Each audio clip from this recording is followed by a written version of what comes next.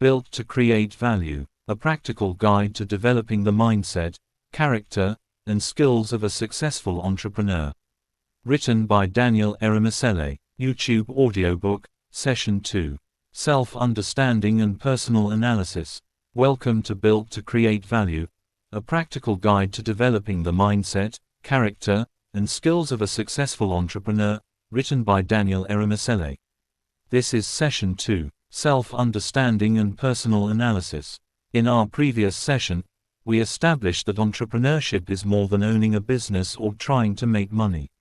Entrepreneurship is about creating value. It is about identifying problems, developing solutions, organizing resources, and becoming capable of serving people effectively. But before you can build a strong enterprise, there is something very important you must begin to understand. You must understand yourself. The first business resource you must learn to manage is not money. It is not equipment. It is not technology. It is not even employees. The first resource you must learn to manage is yourself. Because wherever you go, you take yourself with you. Your strengths go with you. Your weaknesses go with you. Your habits go with you. Your attitudes go with you. Your discipline goes with you. Your fears go with you. Your thinking goes with you. And eventually, many of these qualities will begin to appear in the business you build. That is why self-understanding is one of the foundations of entrepreneurial development.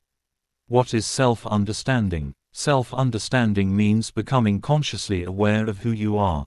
It means understanding your personality, strengths, weaknesses, interests, values, motivations, abilities, habits, and behavioral patterns. It means knowing what you naturally do well. It also means recognizing areas where you need improvement. Self-understanding does not mean that you know everything about yourself. Human beings continue learning and changing throughout life. But the more accurately you understand yourself, the better prepared you become to make decisions that fit your abilities, values, goals, and future direction. An entrepreneur who does not understand himself or herself may continually make decisions that create unnecessary problems. For example, imagine someone who is highly creative but extremely disorganized. Creativity may help the person develop great ideas, but disorganization may prevent those ideas from being completed. Another entrepreneur may be excellent at selling but poor at managing money. That person may generate impressive revenue but still struggle financially. Another person may be technically brilliant but unable to communicate effectively with customers. The quality of the product may be excellent, yet poor communication may limit the business. This is why knowing your strengths alone is not enough. You also need to understand the areas where you require development, support, systems, or additional skills. Entrepreneurship reveals who you are. Entrepreneurship has an interesting way of revealing a person. When you work within a structured organization, there may be systems around you that help manage your behavior. Someone may tell you when to arrive. Someone may tell you what work must be completed. Someone may supervise your performance. Someone may set deadlines. Someone may establish the rules. But when you become responsible for your own business, much of that responsibility comes back to you. You decide when to wake up. You decide how seriously to take your customers. You decide whether to keep learning. You decide whether to maintain accurate records. You decide whether to follow up on opportunities. You decide whether to control spending. You decide whether to keep your promises. And you decide whether to continue working when nobody is watching. That is why entrepreneurship often exposes personal weaknesses very quickly. If you have poor time management habits, your business may begin missing deadlines. If you struggle with financial discipline, business money may disappear unnecessarily. If you avoid difficult conversations, employee problems may remain unresolved. If you are easily discouraged, temporary setbacks may cause you to abandon good ideas too quickly. If you are proud and refuse advice, you may repeat mistakes that someone could have helped you avoid. The business does not create all these weaknesses. Many of them were already present. The responsibility of entrepreneurship simply makes them more visible. And that can actually become an advantage. Because once something becomes visible, it can be addressed. Discover your strengths. One of the first parts of self-understanding is identifying your strengths. Your strengths are areas where you possess useful ability, natural interest, developed competence, or repeated evidence of good performance. Ask yourself, what do I naturally do well? What do people regularly ask me to help them with? What kinds of problems do I solve easily? What activities give me energy? What subjects do I enjoy learning about? What have I done successfully more than once? What responsibilities do people naturally trust me with? Your strength may be communication. It may be leadership. It may be organization. It may be creativity. It may be selling. It may be teaching. It may be designing. It may be repairing things. It may be problem solving. It may be planning. It may be working with numbers. It may be encouraging people. It may be building relationships. It may be technology. It may be cooking. It may be craftsmanship. Never underestimate something simply because it comes naturally to you. Sometimes people fail to value their own strengths because those abilities feel ordinary to them. But what feels ordinary to you may be difficult for someone else. Pay attention to what you repeatedly do well. Your strengths can provide clues about the kind of value you may be capable of creating. Your strengths still need development. Discovering a strength is only the beginning. Natural ability must be developed. Suppose you are naturally good at communicating. That does not automatically make you a professional communicator. You may still need to learn public speaking, sales communication, business writing, negotiation, presentation, listening, and customer communication. Suppose you are naturally creative. You may still need to learn design principles, software, marketing, production, project management, and how to understand customer needs. Suppose you naturally enjoy cooking. You may still need knowledge of food preparation, hygiene, costing, purchasing, packaging, branding, customer service, and business operations. Your gift is a starting point. Development turns your gift into competence. Competence makes your gift more useful, and usefulness increases your capacity to create value. Never become so impressed with your talent that you stop developing it. Potential must be refined. Understand your weaknesses. Self-understanding also means recognizing weaknesses. This can be uncomfortable. Most people enjoy discussing their strengths. Very few people enjoy examining what they do poorly. But ignoring a weakness does not make it disappear. It often gives the weakness more power. Maybe you struggle with procrastination. You know what should be done, but you continually postpone it. Maybe you struggle with punctuality. Maybe you avoid numbers. Maybe you spend money too quickly. Maybe you become discouraged easily. Maybe you find it difficult to delegate. Maybe you struggle to listen to other people's opinions. Maybe you become defensive when someone corrects you. Maybe you start many projects but rarely finish them. Maybe you find it difficult to say no. Maybe you allow your emotions to control important business decisions. Weakness does not make you a failure. Everyone has areas that require development. The danger comes when you refuse to acknowledge them. You cannot effectively manage something you refuse to recognize. A weakness does not have to become your destiny. There is an important difference between identifying a weakness and building your identity around it. You may say, "I am naturally disorganized." That may describe your present tendency. But it does not mean you must remain disorganized forever. You can learn to use calendars. You can use checklists. You can create routines. You can use reminders. You can develop systems. You can delegate certain responsibilities. You can improve. Perhaps you say, "I am not good with money." That is not an excuse to avoid financial management. It is a reason to learn. You can study basic bookkeeping. You can learn about cash flow. You can create a budget. You can use accounting tools. You can work with qualified professionals. Perhaps you say, "I am shy." Being naturally quiet does not mean you cannot learn professional communication. You may never become the loudest person in the room, but you can learn to explain your ideas clearly. Do not use personality as permission to remain undeveloped. Your personality influences you. It does not have to imprison you. Study your patterns. Self-analysis requires you to pay attention to repeated patterns. One mistake may simply be a mistake. But when the same thing continues happening, you should begin asking questions. For example, do you continually run out of money before the end of the month? Do you repeatedly miss deadlines? Do business relationships often end because of poor communication? Do you constantly abandon projects when excitement disappears?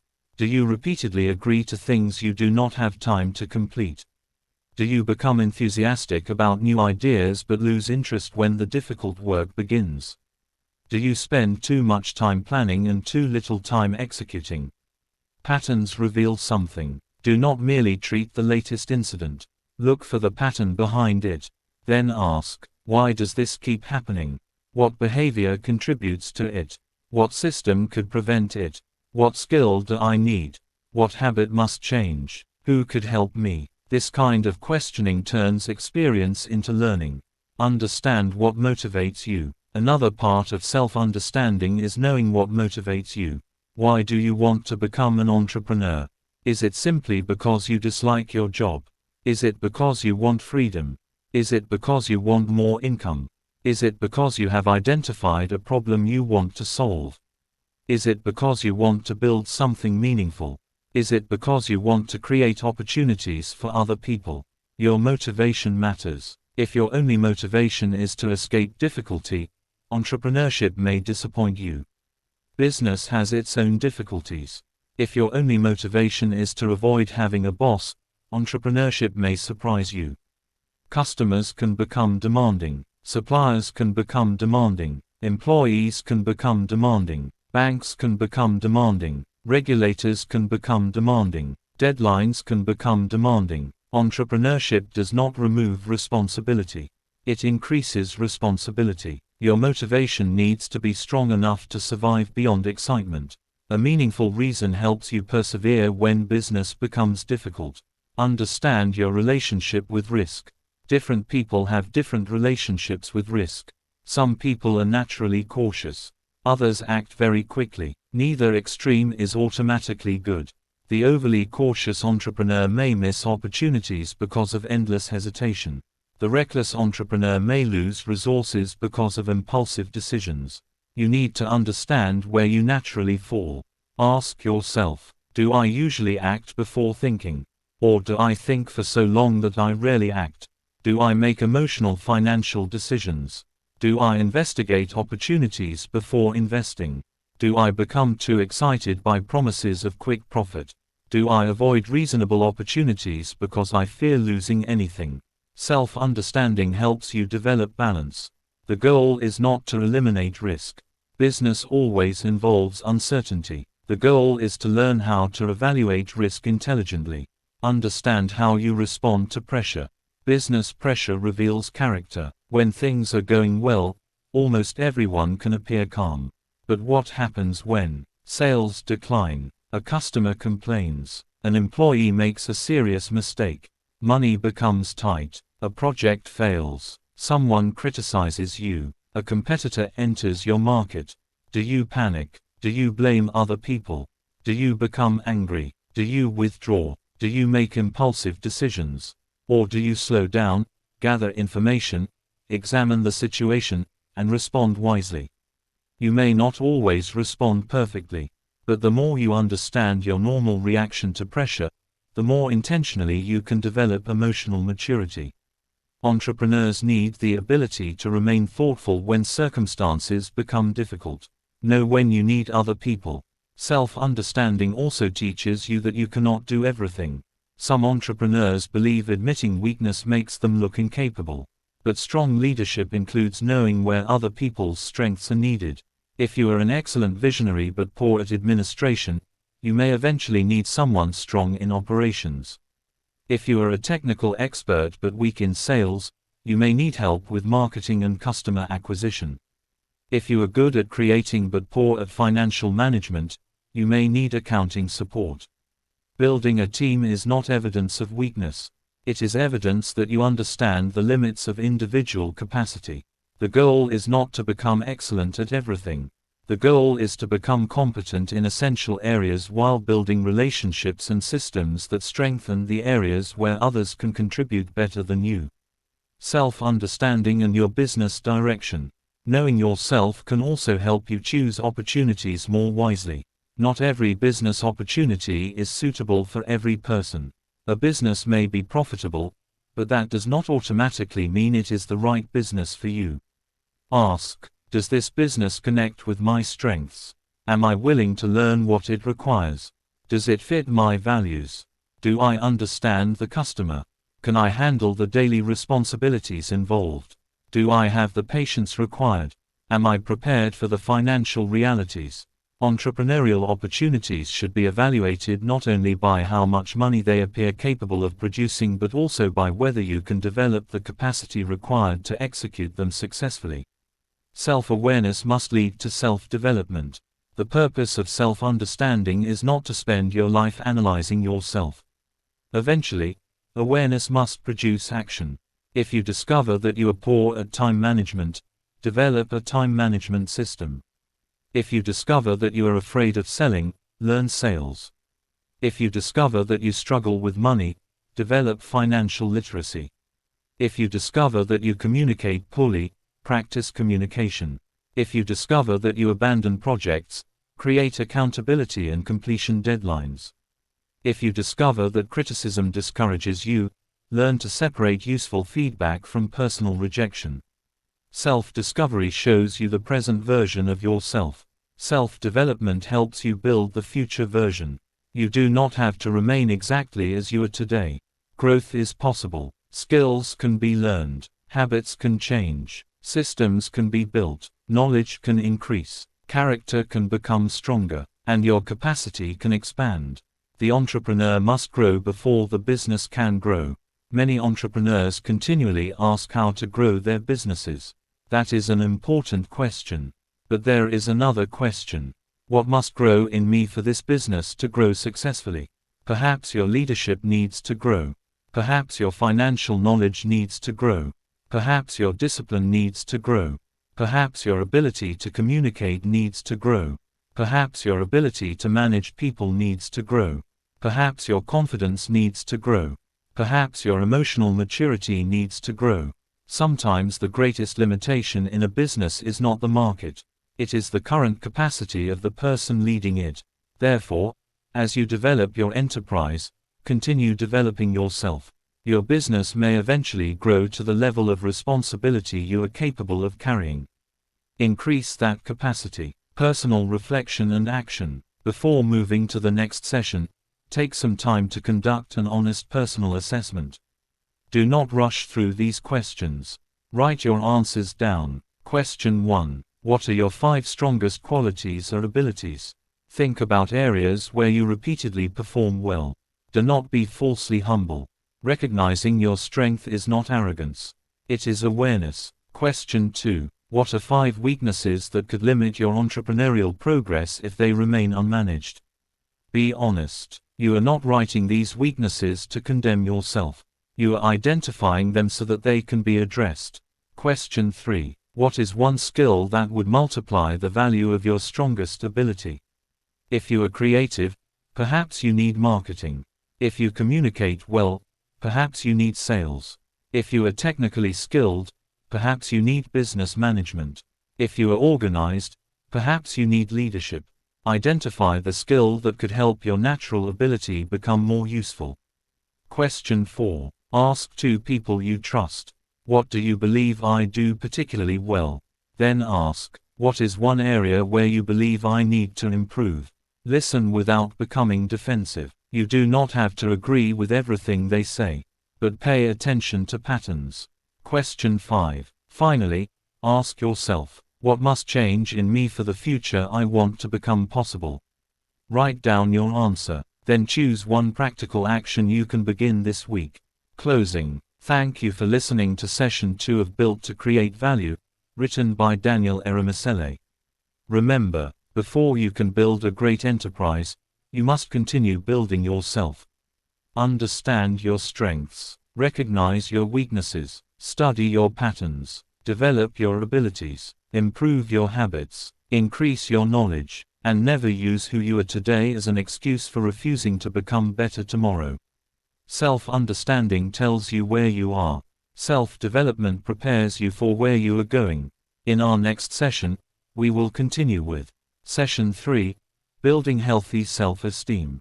We will examine how the image you carry of yourself can influence confidence, opportunity, pricing, communication, leadership, and business performance. Until then, keep learning, keep growing, keep developing your capacity, and keep building your ability to create value. This is Built to Create Value. Written by Daniel Eromosele. We sincerely appreciate the time you have spent with us. We look forward to connecting with you again. Until then, remain blessed, continue exploring the treasures God has placed within you, and remember to listen to our other inspirational materials. We would be grateful to receive your feedback and hear how this audiobook has blessed, encouraged, or transformed your life. Please help us to like and subscribe to our channel to help us reach more people. Thank you once again.